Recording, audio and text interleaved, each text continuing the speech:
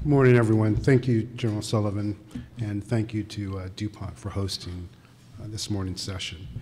I was going to make a joke about how many people showed up for breakfast, but that's already been used, so we'll just move on. So, you know, I think the first inclination would be to stand up here and talk about a lot of equipment. But quite frankly, there are a number of programs, many of those you individually have an interest in, but what I'd really like to do is talk about kind of things that keep me up at night. And I don't want to give you the impression that this is discovery learning, but I would tell you that if there's anything that I've learned in the last 3 months after assuming this position is how important this notion of the industrial base is. And so I want to talk a little bit about that this morning, but I think interwoven into that, I'd like to talk about risk. Because at the end of the day, I think what I do is manage risk. And that risk comes down to making sure that our soldiers always have overmatch capability. And it's more than just providing equipment. It's making sure that we don't use all of the nation's wealth, all of the funding that's provided to the U.S. Army on equipment, but that we have enough that's available to provide for training and sustainment. And so my goal is to talk about all of those things in the brief time that we have this morning. So I'm going to tell you a story first, and then I'm going to use that to kind of talk a little bit about why this notion of industrial base is so important and where I focus my activities every day. So I call it my Humvee story, and I think this will resonate with most of you because the history of that Humvee really talks to this notion of how important the industrial base is. So I'm going to show my age, but when I came in the Army as my first platoon, I had a Jeep. And I thought the quarter-ton, the Jeep was an amazing vehicle, and it had been used for years. And I remember heading out to the National Training Center, and we received our first Humvees. And anybody who had been in a Jeep and had moved to a Humvee knows the difference in mobility that provided. It was a wonderful, wonderful vehicle. And quite frankly, having been an OC out at the National Training Center, the number of accidents that we had in Jeeps when we moved to Humvee substantially changed. And so, great vehicle, identified by the warfighter.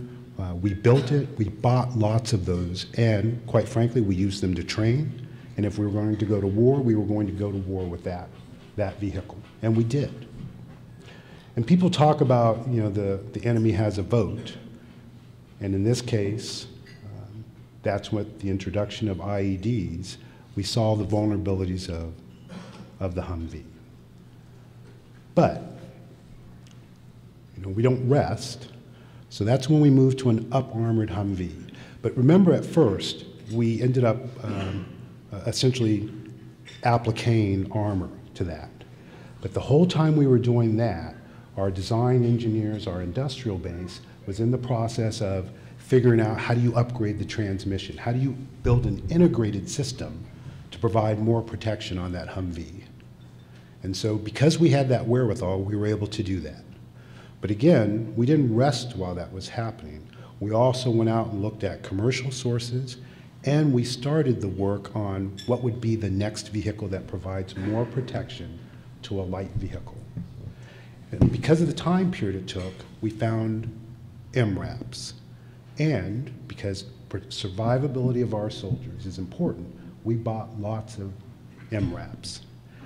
And now we're on track to build a JLTV, which will provide even more increased protection and mobility for our soldiers. So I'd like to break that down just a little bit, because that's what gets me to this notion of risk and the industrial base. So if you don't have the design engineers, if you don't have the manufacturing facilities, if you don't have the ability to produce, if you don't have the contracting professionals, if you don't have the relationships with your industrial partners so that they have confidence in their ability to provide those capabilities very quickly, if we cannot generate those requirements and understand the threat, it all equates to risk, and it equates to time. And that's where I think this notion of an investment, a sustained investment in our industrial base is really important. So I was up in Michigan, and I told this story to a group of officers about the transition in time from an unarmored Humvee to an MRAP.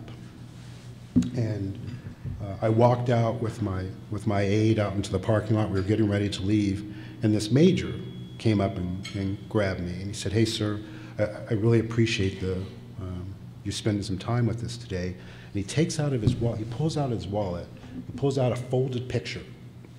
And in this picture, it's a Humvee that had been blown up. And he said, "You know, I deployed twice. I went to Iraq, and I was in a Humvee that hit an IED, and I spent several weeks in Landstuhl." He said, "Recovered from that. I lost a couple of comrades, recovered, went home, had another deployment 3 years later. And 3 years later, I was traveling in an armored Humvee. And this is the picture. We struck an IED, and everyone walked out alive." And so I know that's a singular case, but what it reflects is what our industrial base allows us to do. And so when I tell you that there are things that keep me up at night, what keeps me up at night is not necessarily the current program that we're working on. There are people in this room who want to talk to me about a radio or an intel system or a combat vehicle. We're going to make those things happen. What I'm concerned about is making sure that we have the wherewithal 2 years from now, 4 years from now, 6 years from now, 10 years from now, to be able to deliver capability to our warfighters. Because just as we discovered with the Humvee, we had designed and built a very effective system. But the enemy does have a vote. There will be new threats. There will be new requirements that come. And if you don't have that investment, if you don't have that sustained investment, so that we have the manufacturing capability in the United States, so that we don't have to look overseas for capabilities, so that we don't have the long lead time that's required in order to provide those capabilities, then we put our nation at risk and we put our soldiers at risk. And so what keeps me up at night is making sure that we have the human capital, that we have the program managers, the engineers, the contracting professionals who are experienced and who understand how to do these things very quickly, very efficiently, and very effectively, and that we have the relationship with our industry partners so that they understand not only those things that we're building today, but those things that are on the horizon. I'm concerned about the S&T investment that allows us to be able to react very quickly to new threats. And so when you combine all of those things together, that's when I talk about risk. And so what do we do as a nation? What do we do as a Department of Defense? What do we do as an Army to ensure that we have prepared ourselves not only to provide the capability that we need today to train and be ready for day zero, day one of any conflict, but what's our mechanism, what's our ability to quickly react to provide those capabilities that are needed. So the good news is, what I would offer is that we've had this tremendous partnership with our vendors, with our industry partners. We have what I consider to have been a very good dialogue, especially during the last 10 to 12 years. I think our industry partners have really stood up in support of all of the things that the Army has asked for. And I tell people that you cannot have the greatest Army in the history of the world without an acquisition system that has helped to provide them that equipment. So what I have a discussion with my guys about is efficiency versus effectivity. I think we have been effective in delivering capability. I often ask, though, are we being as efficient as we possibly can be? Because that efficiency equates to how much more money is available for the other things that an Army has to have. Training, readiness, all of those are the factors that make us great. It's not about a specific piece of equipment, it's not about a specific piece of technology. So one of the things that I've asked our folks to do is, as we look at, I think we can characterize it as the constrained budget environment, how do we maintain that dialogue? How do we continue to spend the time sending the right signals to our industry partner, engaging in a dialogue, not only with industry, but also with Congress, so that they understand the investments that are required. So our ability to manufacture ground combat vehicles, our ability to manufacture and produce sophisticated electronics, ISR equipment, radios, it's not something that stop and start with FITS. If you look on the commercial sector, the sustained investment in communications equipment is what gives you the ability to always be connected. Your cell phones didn't magically appear.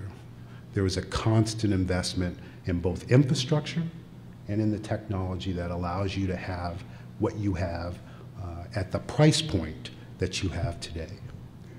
I would offer to you that that same sustained investment has to occur in not only the manufacture of equipment, but something that, which I still find amazing, people take for granted, like ammunition. And so you don't start an ammunition plant from zero.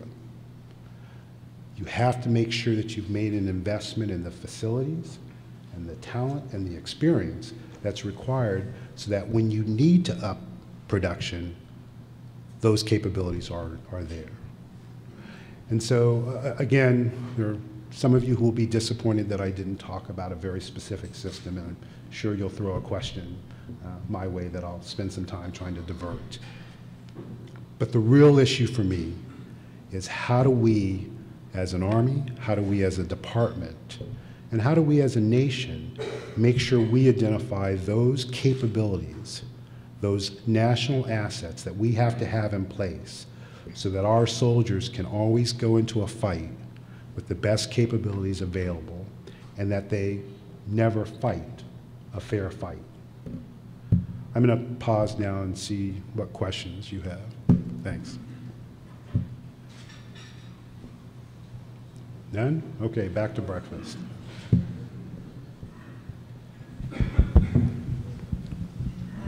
Hi, Jen Judson with Politico. I'm wondering if you could give us an update on a program. ITAP, it seems like the decision continues to be pushed back. So I'm wondering when you might be making a decision on Milestone B, and if you'll carry the two competitors into Milestone B together. Yeah, so I can't talk to the very specific timing of a decision. What I would tell you is that I think this goes along the line of what I was just saying. So the investment that we've made, and I would offer the investment that industry has made in looking at technologies, I think has been very important.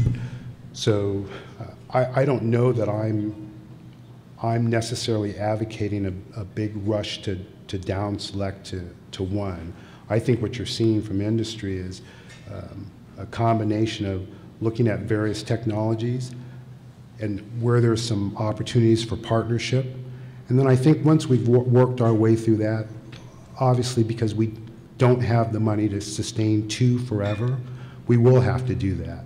But I can't tell you the date that that's going to happen. Sir. Hi, Justin Doubleday with Inside the Army. J. Michael Gilmore said at a conference earlier this week that it would be a mistake to squeeze operational testing in order to save money on the acquisition programs.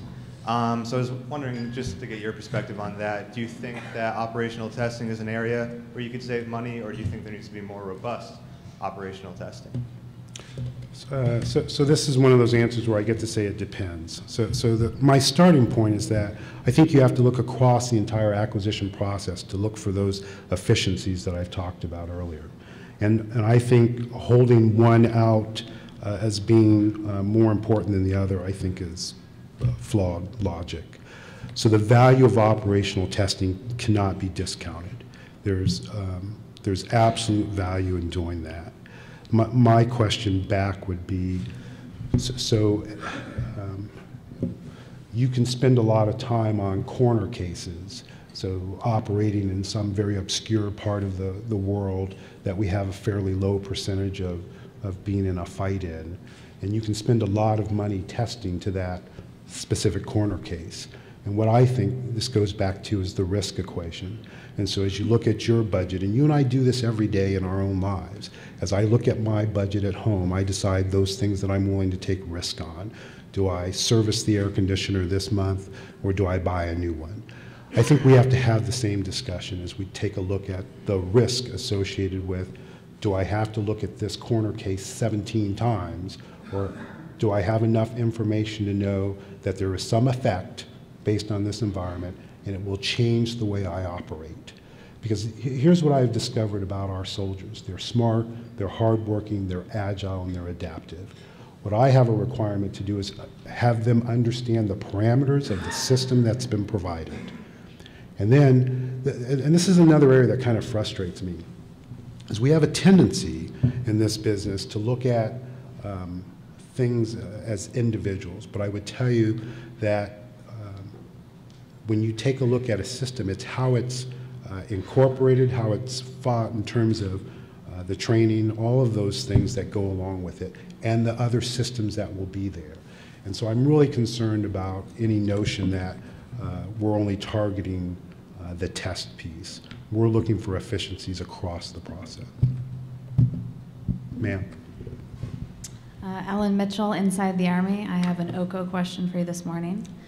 When do you expect some guidance on what OCO priorities are going to end up in the base budget? And do you still think it's the case that the Army needs 2 to 3 years of OCO, or with the shrinking force in Afghanistan, you might, is it possible you're going to accelerate divestiture and you know, save money there? Is getting full OCO funding the only option at this point?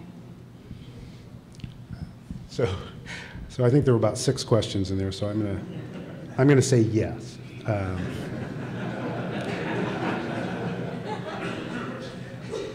Hey, so I think I can answer a couple of those.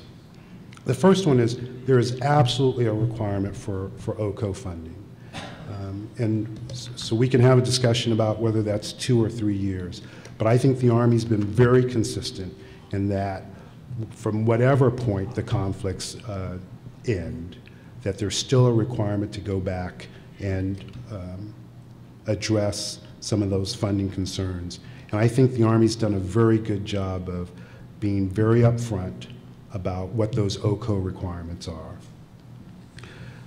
I think the other thing I would like to talk about is this notion of divestment. So when you talk about a modernization strategy, that modernization strategy includes a couple of things. One is there are things that we are going to buy new. Those are things that have to be replaced. So that's either because they've hit end of life or because they no longer meet the objective of what they were designed and built for.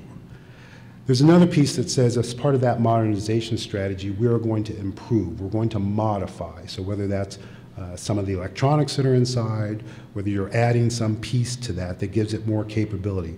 But there's the modernization by new, there's the improve an existing capability, and then there's a third part that we don't spend a lot of time talking about, and I'm glad that you brought it up, and that's this notion of divestment. So the sustainment cost for the kit that we have is substantial. And so as you make these decisions about those things that you're going to buy new, those things that you're going to modify, and the size of the Army, you have to make decisions about those things that we're going to divest in order to reduce the sustainment bill. And it's an important part of our modernization strategy, and I'm glad you brought it up.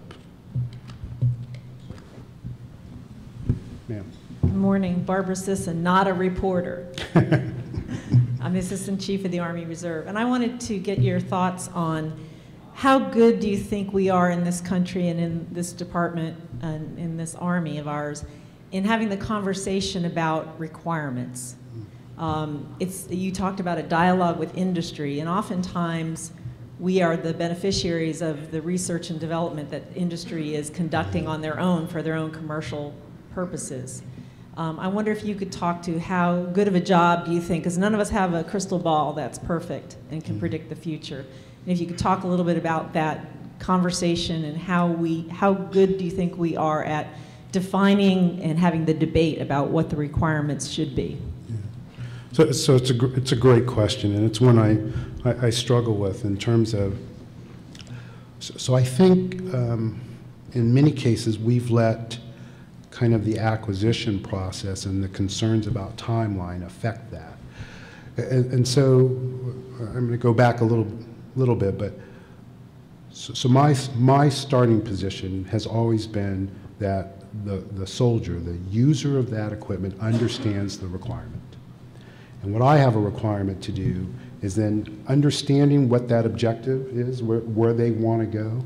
My job is to come back and say, given the technologies that are available, given our ability to manufacture it, given all those costs, here are the alternatives that are available to us. And then we make choices.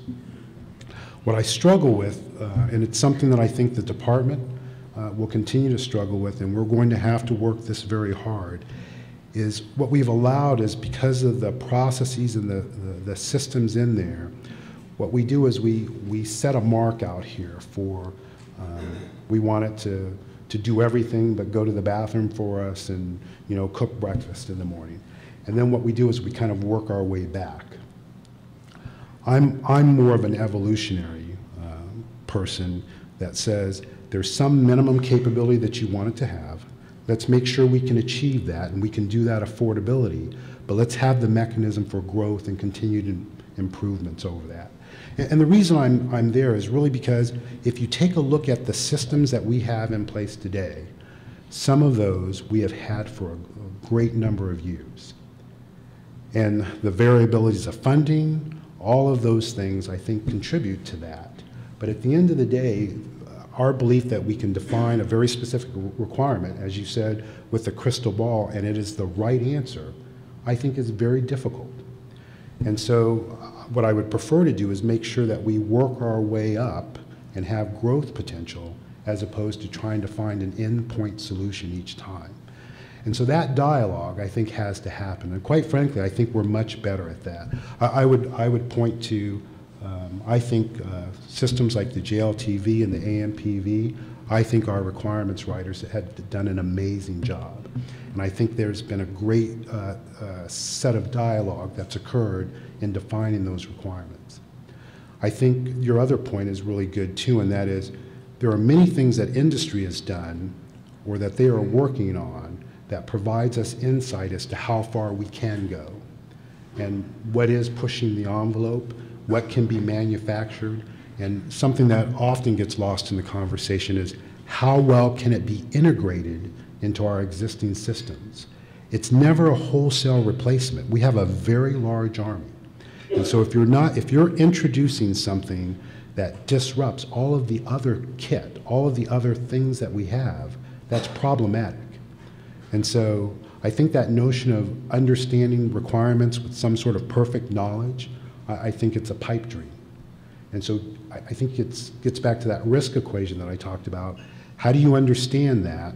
And then how do you manage the development of programs within that? Thank you for the question. Sir. Yes, sir. Tim Meyer from IBM. Sir, Bloomberg published an article this week about $4.3 billion of DoD reprogramming. And the implication of the article was that the Army wasn't getting their fair share of that reprogramming dollars. Is that the case, and what is the priority for the reprogramming dollars for the Army for this summer? So as with every service, we have a fairly substantial, well-thought-up list of priorities.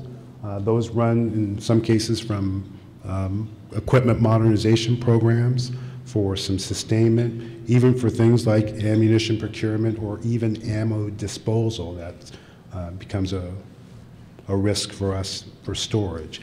And so in that list, we go in and have that fight. Now, obviously, I'm on the other side. I'm providing my priorities in terms of in terms of equipment and equipment opportunities. So going to that, that number that you gave, in that list, we submitted a number of things that for both effectivity and efficiency, there are opportunities for us to accelerate the procurement of certain items that would allow us to complete a purchase that would save money for the department in the long term. And so we were very, I think, very disciplined in providing that list to the department. And so now, and I'm not the guy in the room having that fight, but we have some very sharp folks that are in carrying the Army's points forward. And quite frankly, I got to tell you, I don't think the fight's over. I think we feel very strongly about a couple of those items on our priority list that we're going to continue to engage both the department and OMB on. Hi, Meg Langalski. Ma'am? I wondered if you could describe how you view the role of the NIE and the future of the NIE going forward, and then also what you may be doing to institutionalize some of the rapid acquisition practices that both the REF, RFI, JIDO, that may have been developed just as a result of the period of conflict. Yeah. Good. Those are good questions. So you know, I've kind of watched the evolution of the network integration exercises, and that evolution has gone from being comms, mission command system focus to including what I would say all of the DOTLM. So not just the material, but also the training and the tactics and procedures. And so from that standpoint, I think it's been an amazing success. I think the ability for us to put all of the systems together with proven war fighters, with leaders, and have them understand the effects of putting that kit together, I think can never be challenged. I think what we have to do is understand, so how do you size that appropriately? And then the outputs. So we want the outputs to lead to an outcome.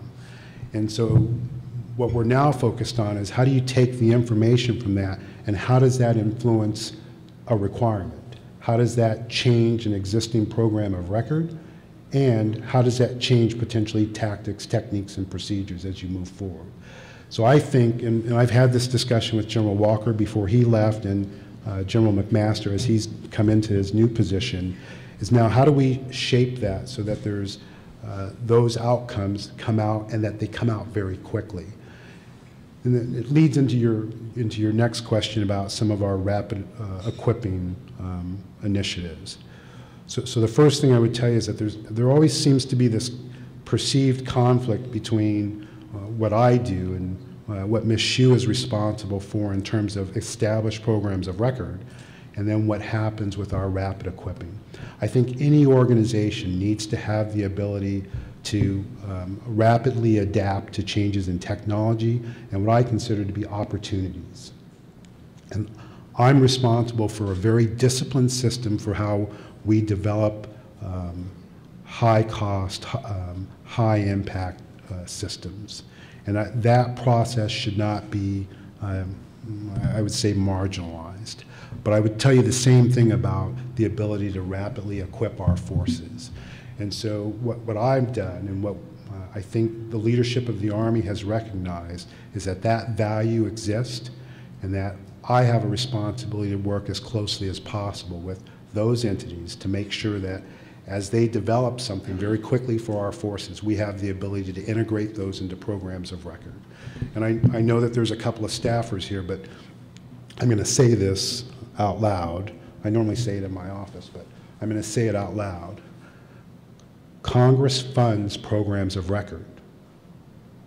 And what I have a requirement to do is bring those things in, whatever it is, into a program of record as quickly as possible so that I can ensure that it has sustained funding and that it isn't just a one-off, that we end up not having gone through that disciplined work that talks about, now I've given it to a soldier, how do I make sure that soldier is trained?